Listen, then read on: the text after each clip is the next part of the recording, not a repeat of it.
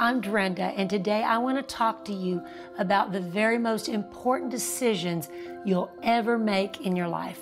The thing that's going to make you happy, the thing that's going to move you to where you want to go, change your life and change the lives of others. You know, many years ago, I used to be a very broken young woman. I was hurting. I was trying to find identity.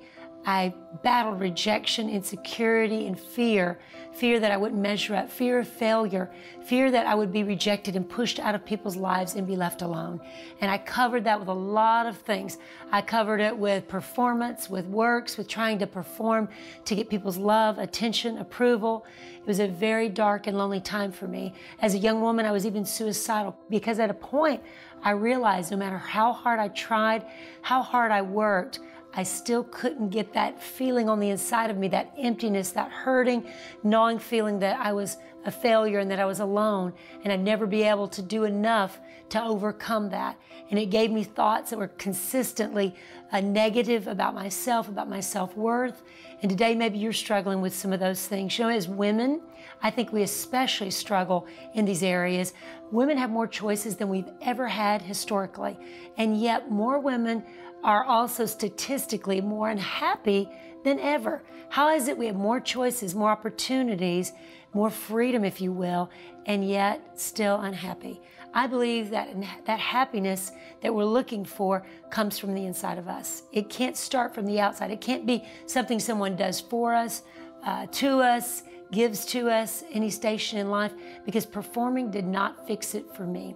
I was struggling because a culture, it really started back in the 60s when I was born, that this culture drifted away from any absolute values, any absolute right or wrong, and started to experiment with if it feels good, do it. We were told growing up that anything that we wanted to do was okay. There was not really any right or wrong. Prayer was taken out of schools. As women, we were being given more encouragement to explore new possibilities and that we could do anything. And, you know, we're women and we can do it. And I've watched that agenda and those messages go from something that could be empowering to something that's become destructive, where today young people are so confused. And maybe you're one of those young people. Maybe you watch here a lot and we've not really ever talked before. So today maybe I could talk to you as a mom, maybe the mom that you haven't even had. I want to help you not to make some of the mistakes that I see are being pushed, agendas that are being pushed on you to become and to do something that's maybe going to be self-destructive. I followed that agenda. I followed those world system ways that tell you, you know, go for this, go for that, you can do anything. And it ended up being, put me in a place where I was actually hurting and more broken than ever and more suicidal than ever. And so I want to encourage you, there are answers. I wrote a book called She Gets It. And in that book, I share about how I actually went on an exploration to find what would make me happy. And today I feel like if you are happy, you're going to have a happy life. And how do you become happy? How do you handle situations that are difficult? Can you really truly find love? Is there really love out there? Can you be married and find love? Is sexual intimacy okay outside of love, outside of marriage, outside of plans to, kind of the vintage look on life, where a man and a woman got married and they had children and they raised a family, and there were some absolute values, things that we can look back in history and see that we've really all been almost lost in our culture today. And those are some of the answers that I want to bring to you, because I think that what you choose, the choices you make, what you choose about who you are, what you believe, those are going to dictate what your future is going to be like. And I just feel like I've got to be honest with you and tell you the absolute truth. I just want to be as real as I can with you, because I've tried all the other things. I went that direction and it didn't make the difference for me. And if anything, it made me less happy. It made me struggle more with my identity. Until you know who you are and know what you have, you'll never really find true happiness. You can look for a relationship, you can look for a boyfriend, a girlfriend, you can look for a career success, starting a business, whatever it is you're trying to find identity, and that alone is not going to fix it for you, and it didn't fix it for me either. And you know, coming up in this culture, I was fed a lot of lies. Can I just be honest with you? I was fed some lies. I was told that we didn't need men and we didn't need relationships and marriage was passé, and the last thing I wanted to do was get married and have children, because I was fed a line that was really beneath me, and that was really the lowest thing I could choose in my life. That instead, if I had a great career and if I was conquering men and making lots of money, that was going to give me peace. That was going to give me happiness. That was going to bring joy. And I learned that is really not where it's at. It was not until I went on a search to find out what happiness is and to find out where that happiness comes from, that I actually discovered it.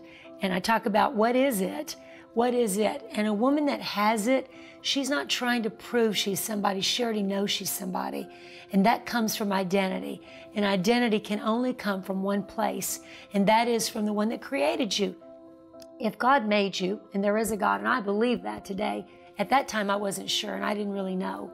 But if God made you, He made you with a purpose. You can look for your purpose all over the place. You can look for it by trying to identify. So many things are being thrown at young people today to identify with. And even down to the place of telling young people that you may not have even been born a girl. You may be actually a boy, or you may be a boy if you're born with these kinds of organs or that kind of organs. You know, there's so much confusion about gender, about identity, about purpose. And the reality is that there is a creator, and the creator made you and He made me.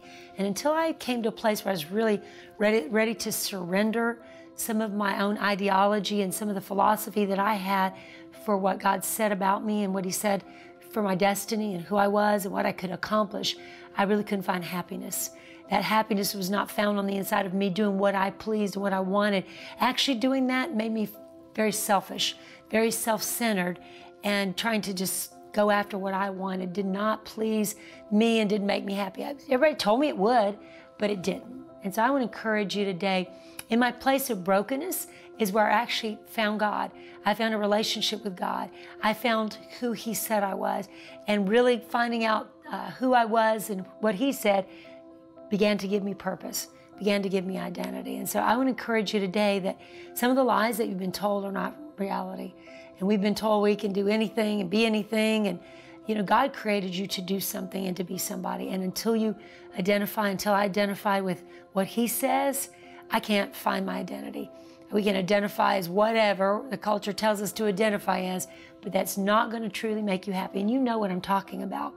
There's so many people that today try to push off God and say that there's no real God, there's no reality in following God, that who knows if He's real and if there is any God, and we should just do what we want to do. We should just find ourselves and pursue all kinds of other things. And I can tell you that cultural lie will destroy you. It almost destroyed me, and I don't want that for you. I really want you to live a happy life. It's why I do this. And I think if you find out who you are and you navigate through some of those insecurities, you'll find that life. You know, recently I was renovating a home. A home that had been in our family for 33 years, a vacation home. My parents needed to retire, and so I bought this home from them, and I started to do renovations in it. And as I was renovating it, I found out that there were some things that needed to be discarded. Some things had been there for a long time. They were old, they were stuff that was just outdated or broken, and they'd just been there. They were taken for granted, they were just there. But coming in with fresh eyes and looking from a fresh perspective, I said, hey, these things have got to go. They don't have a purpose anymore. They're not really doing anything to help the atmosphere here. You know, I was going to renovate it, decorate it, change it. There were some other things in the house that needed to be repurposed. There were things in your life and my life that there's giftings in you, talent in you. There were things in my life that were good that God placed there, but because they were going toward a wrong purpose, they weren't really fulfilling anything. They weren't doing what they were supposed to be. And so when I was renovating this house, I looked at these things through a new eye, through a new way of looking at them. And I thought, this table can be painted and distressed a little, or this area needs this change. And so I took some older furniture, and along with my daughter and my niece, my mom, we started to change the look of that piece. We repurposed it, we painted it, and did some things to it to change it. And that's kind of what I feel like God wants to do on the inside of a lot of us. There's some gifts and talents in us, things that God placed there from the beginning, but because we've been pursuing the wrong things, they've not really been fulfilling their purpose. But when you take that item and you decide, instead of discarding it and rejecting it, instead you paint it, you change it, you repurpose it, you find your purpose, your destiny in God. You go to the source of what you were created to do and be. God can change you on the inside. He can change. He did that in me. He changed my heart. I was broken. I was suicidal. I was hurting. I had tried to embrace a lot of things that weren't truth. I'd embraced abortion. I embraced a lot of lies about women and about what we could do, and that we didn't need men, and that we're our own creation, and we don't need men, and we don't need God, and we don't need anybody to tell us what to do. We can seek our own way and live and let live. Those were some of the things I embraced. And if it feels good, do it. And just going on my own self-centered journey, and it left me broken.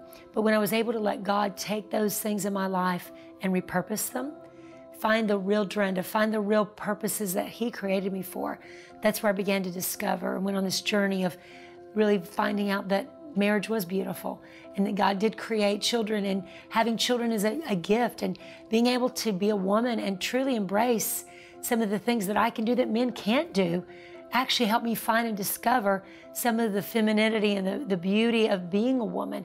Not to reject my femininity, or not reject being a woman, and not reject bearing children and being able to have a life and family and marriage, but to repurpose it, to find out there's purpose in those things and how to navigate through that. And that it's not demeaning to be a woman. It's not demeaning to be a wife. It's not demeaning to be a mother. The things I was really fighting were the things that really I found fulfillment in. And I know a lot of women would go, Drenda, I don't want to hear about that. I'm just telling you, you can reject God's plan. You can reject how He created you as a woman. You can try to become a man and become something else, but it will not make you happy. I went down that road, and all it did was bring me misery. And I know that's happening a lot across the culture. As I talk to young people, as I see what's going on, where young people are being told to reject who they were born to be, or reject that there is a God. I see less and less happiness in women. I see more frustration in women, more stress in women. Women have never been more stressed out than ever, because they're trying to be men and women. They're trying to do things that aren't really making them happy. And so on today's program, I really want to go deeper. I want to talk about brokenness. I want to talk about what makes us happy, and how we can find and repurpose some things in our life, and how we can discover the real joy of being a woman.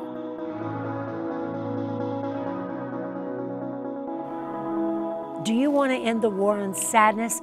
Then click the button right there and subscribe.